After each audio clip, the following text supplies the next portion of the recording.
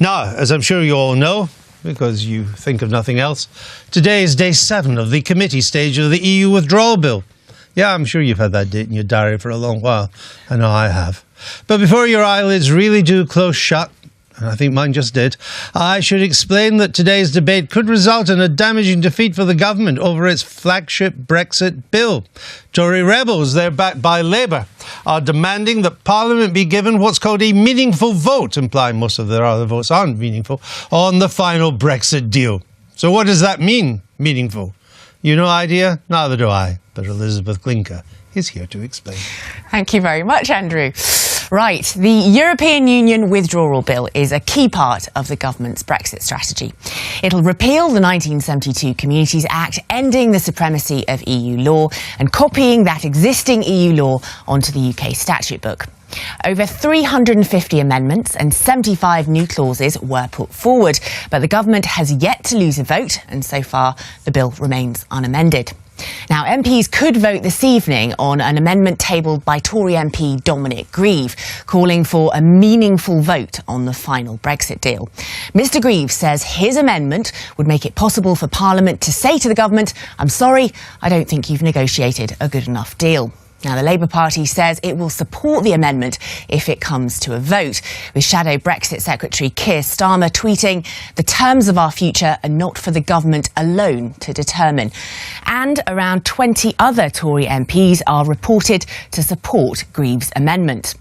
But the government is trying to head off the rebellion, with Brexit Secretary David Davis writing to Tory MPs this morning, committing the government to holding a vote on the final deal in Parliament as soon as possible after the negotiations conclude. This vote, he says, would cover both the withdrawal agreement and the terms of the UK's future relationship with the EU. He pledges that the government would not implement any parts of the withdrawal agreement until the vote has taken place.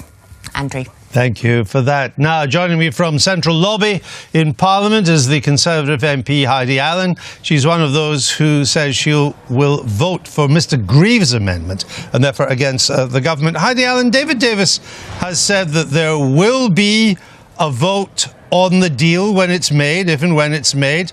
There will be a vote, if the House so demands, on the treaty, and there will be legislation on the withdrawal and implementation process. Why is that not enough? Because without being disrespectful, because I know this is difficult, we've heard that before. We actually need this amendment to be accepted by the government this evening so that that vote can be meaningful and well-timed, because currently the way the legislation stands, our vote could come afterwards. So a written statement is a good step in the right direction, but we need it to be legislatively binding, and that means a vote. So as Dominic has rightly said, so that if the deal isn't good enough, we can push back. But equally, this written statement this morning doesn't give us any fallback plan if there is no deal at all. Now, clearly phase 1 negotiations have gone well, and that's unlikely. But as I keep saying to people, you know, political tectonic plates are shifting like we've never seen before, and anything is possible. And we just want the very best possible outcome for this country. We accept we're leaving, but we just don't want to bind our hands. But more important from what you've just told our viewers, you do not trust a written ministerial statement from a Minister of the Crown in your own government. It's not about that. It's a complicated process, and you know the dynamics, as I say, are shifting all the time. You know, the government is determined. Well, you said you'd heard it all before, which implies you don't trust it. Well, what he's saying, why don't you trust a minister of your own government? Because the timing can change, and as I say, the written ministerial statement doesn't deal with a situation where there might not be a deal brokered at all. So it only sort of fixes half the problem. Dominic's Amendment 7, you know, is a very knowledgeable guy. This is an ex-attorney general, not a mutineer, not a serial rebel. If he says the legislation is not strong enough to protect our country, then I believe he is absolutely right. And the government, which we still hope, there's a good 9 hours yet to go today, we're still hoping that the government will be able to improve on that written statement and accept our amendment or put something in, you know, a similar format into the bill themselves. But let me just ask for clarification again, because I don't quite understand what more you want. The government has committed to having a vote on the deal.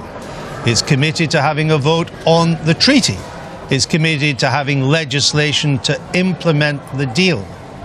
I think people will not understand why a Conservative doesn't find that enough. Because it's about the timing. You know, when will that deal be ratified? When will Parliament get a vote? Will there be enough time?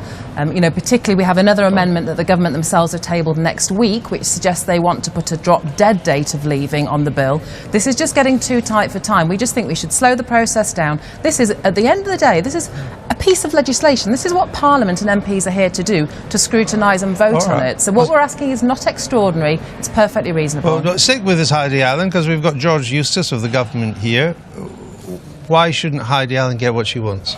Well, because we've addressed all of the concerns that she's raised with the announcement today. And I think what I would just say, stepping back, look, this debate about the referendum last year was a divisive debate. It divided the country. And we've got a big responsibility in Parliament now, whichever side we're on, I was on the Leave side, to actually put the country together. And Parliament's got a responsibility to drive out the necessary compromises to get an agreement. That's the process that's going on now. We've had the bill on triggering... No, we've had all that. But direct yourself... on the direct point, what we've made clear today is that when that withdrawal agreement is concluded, likely to be in October, that's what Michel Barnier said, there's a timetable they're working to, that will be laid before Parliament in the usual way, and Parliament's got an opportunity then to effectively pray against it, to pass a resolution against it, the actual terms of the treaty that's put before them. If they don't do that and they accept it, as we hope they will, there will then be a bill, another bill, a bill on EU withdrawal and how we implement the EU withdrawal agreement and covering things like the transition. So Parliament's going to have exhaustive opportunities to discuss all of this. So you won't move, the government won't move on its position? Well, the government's listened very carefully to Parliament and it's addressed all of the concerns raised by people like Heidi Allen, people like Dominic Grieve with this announcement today. If and when it does move around 5 or 6 o'clock tonight, can we play this bit back to you? All I'm saying is we've addressed this. They're going to. If Heidi wants to debate this, she's got plenty of opportunity to pray against the treaty when it's agreed, and then after we've that. Made that. But Heidi Allen, what do you say to George Eustace? Well, I say first of all, Andrew, thank you. You're behaving a little bit like a relate counsellor, so that's really appreciated. I say not as well paid though. No, fair enough. You know, the government have moved. We saw it yesterday with the Henry VIII powers, and that was so welcome. And the government absolutely are listening. I suppose, you know, reflecting on what he's just said, he is right. This has been so divisive for our country.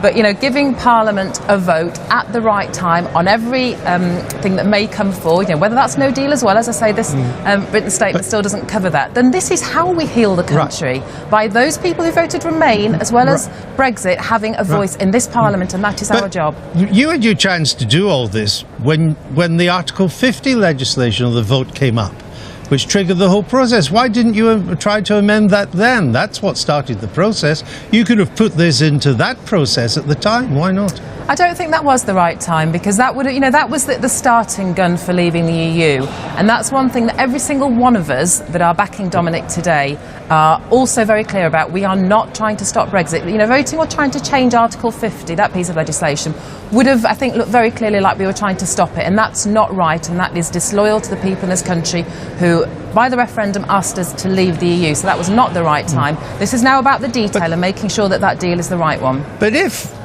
Parliament voted against a deal, if a deal is done, if Parliament voted against that deal, that would effectively be a vote of no confidence in the government and the beginning of a constitutional crisis. No, I disagree. Which you would probably welcome, because you might be able to reverse the result. Not at all. That's, you know, 100% not the case at all. This is just about making sure, you know, we have the right deal. The European Parliament will get to vote on whether the withdrawal deal... Well, so will the British Parliament. But not if there is no deal, and I don't believe in a timely enough fashion. But how can you have a vote on a deal if there's no deal? Well, and that's the point. This is the entire reason... What do you want? You cannot vote on a deal if there's no deal. So that's not what David Davis was addressing. What do you think should happen if there's no deal? We think Parliament should be able to have the opportunity to say the deal is good enough, the deal isn't. Go back, see if we can have more time to get a better deal. I believe both sides of this equation, the UK and Europe, do want a deal. But, you know, these things can take time. Negotiations don't always happen to the timescale that you initially Why do you hope they think the will. other 27 members would want to extend this process? They're already getting fed up with it. Because if we haven't reached a deal that is good for both sides, you know, our economies rely on each other. It's really important. Our science, our healthcare relies on each other. But the other 27 won't have agreed to the deal if they don't think it's good for them. But precisely, and that's the whole point. So that therefore we you should won't have a the- deal. But we should have the same right. It's pantomime season come early today. I just think we're overcomplicating this. This is about Parliament and MPs doing their job to scrutinise All this right. piece of legislation like any other. We better let you get into Prime Minister's questions. Thank you. Heidi Allen, thanks for joining us beforehand.